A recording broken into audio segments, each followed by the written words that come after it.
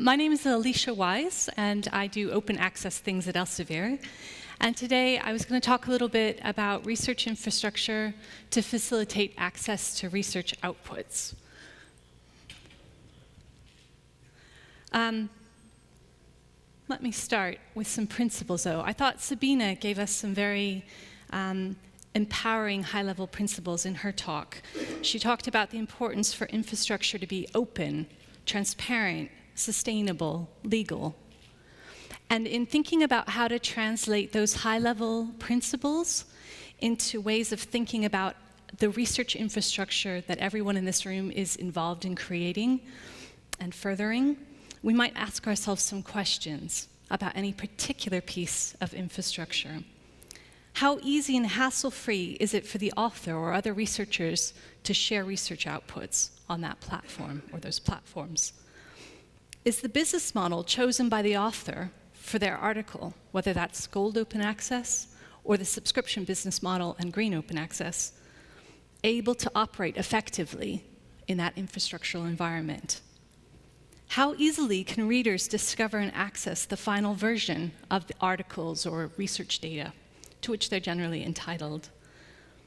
How can authors and institutions be credited for the use of their work and get an oversight of the impact that that has as their research outputs flow across all of our different platforms? And is usage information shared back with the service provider or the content providers so that we can all build in improvements to our services? So that's just something to keep in mind as we think through how to work together to collaborate to develop effective research infrastructure that will sustain over time. Today I'm going to give you just a few little snapshots of things that I think are beginning to work well, and all of them, without exception, have a touchstone in common. They are all fueled by really interesting cross-stakeholder collaborations, and without that kind of collaborative approach to their development, in fact, could not exist. So let me start with Mendeley, which is a social collaboration network that we acquired a few years ago. But the collaboration here comes from working with other publishers. As content providers, we need to feel comfortable in the ways that our full text flow across platforms. And so we've taken real steps with Mendeley to ensure that full text is shared now only in private work groups, and that public sharing is done through linkages. And we also share usage information back with publishers in this way to create confidence and to encourage you to want to partner in that kind of platform, but to also make sure that we're in very close alignment with the excellent STM article sharing principles that we'll be hearing more about tomorrow. Mendeley is also an interesting platform. By collaborating with researchers and research institutions and giving them a place where if they choose to, they can deposit and make available data sets. We are helping make those discoverable, preserved for the long term, reusable, and so forth. The next example I want to give, which is fueled by an entirely different kind of collaboration, is of a pilot project we're doing right now between Science Direct and institutional repositories, perhaps most well known, the University of Florida in the United States. Here we are working together to make sure that Florida can ingest metadata into their institutional repository for all of their researchers' outputs. We've provided them with over 30,000 article records going back to 1949. And initially, the library team there at Florida wanted then to begin encouraging their authors to place manuscripts in their repository. They've actually, as a library team, decided to take a different course of action. They now want to focus on enabling access by linking to publishers.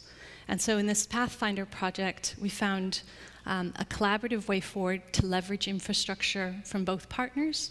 Florida is very interested in exploring this approach with other publishers, and some of you are likely to be approached. They would like to explore how they could access metadata for their authors who've published with you so that they can link to your platforms. And this brings me to the third example I wanted to showcase today, which I feel really passionate about, and I'm really pleased to be a little part of it. This is one of the most inspiring collaborative projects our industry have pulled together to deliver, I think, in the last few years, and that is Chorus. Chorus is a partnership between many different publishers in the STM community and funding bodies in the United States, at least in the first instance. And what it does is it provides public access to research outputs, in the first instance full text, that are produced by researchers funded by US federal agencies. Now, it's kind of hard to explain what infrastructure is or does, but I think this graphic, which I did not create, captures it nicely. Chorus enables all of these steps by leveraging pre-existing infrastructure. So articles that are published by researchers in the US, funded by these agencies, are identified by leveraging publishers and cross-ref infrastructure like the DOI and the formerly known as FundRef Open Funder Repository. Did I get that right? Registry. Oh God, okay, I failed. Second, Chorus leverages and enables the discovery of that publicly accessible content by ensuring that these metadata are indexed and available for any search engine you can think of, Google, Bing, whatever your flavor is. Access to the full text is provided at the publisher site, and we can leverage information we have about the users to get them to the best available version of the full text. By using some clever tools and tracking devices, Chorus then reports back to funders and publishers, and in due course, I believe also to institutions, about compliance with federal funding agency mandates and policies. And the whole thing is underpinned by preservation partnerships. Clocks and Portico are two services that are run in partnership between libraries and publishers who are preserving all of this public accessible content. If the publisher stops providing it, Clocks and Portico continue to. So let me give you just 3 very quick screenshots of how this works. Again, Chorus facilitates the search and the discovery of publicly accessible content through traditional search engines, also through federal agency portals, funding body portals.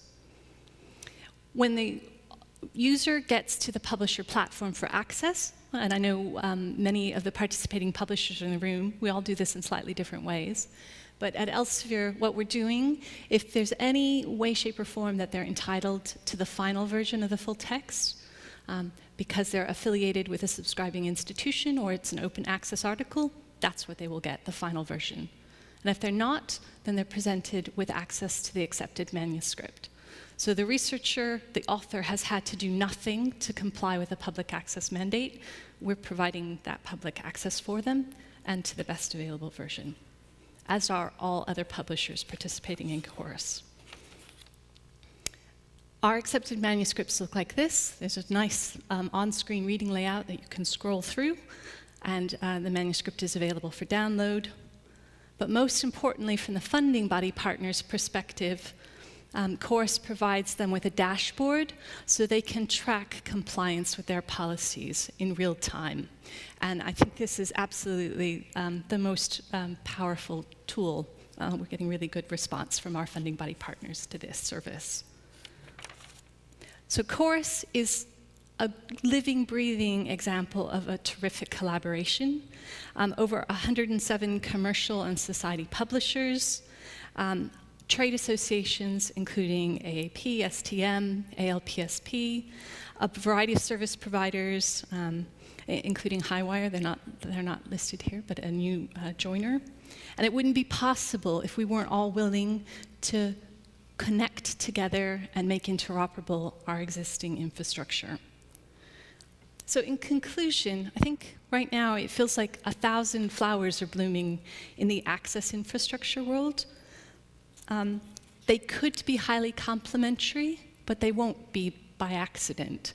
And by coming together, particularly if we can find ways to collaborate across stakeholder boundaries, with libraries, between publishers, with funders, with policymakers, with researchers themselves, we will be able to further research and all have sustainable, legal, open, transparent infrastructure to benefit from. Thanks very much.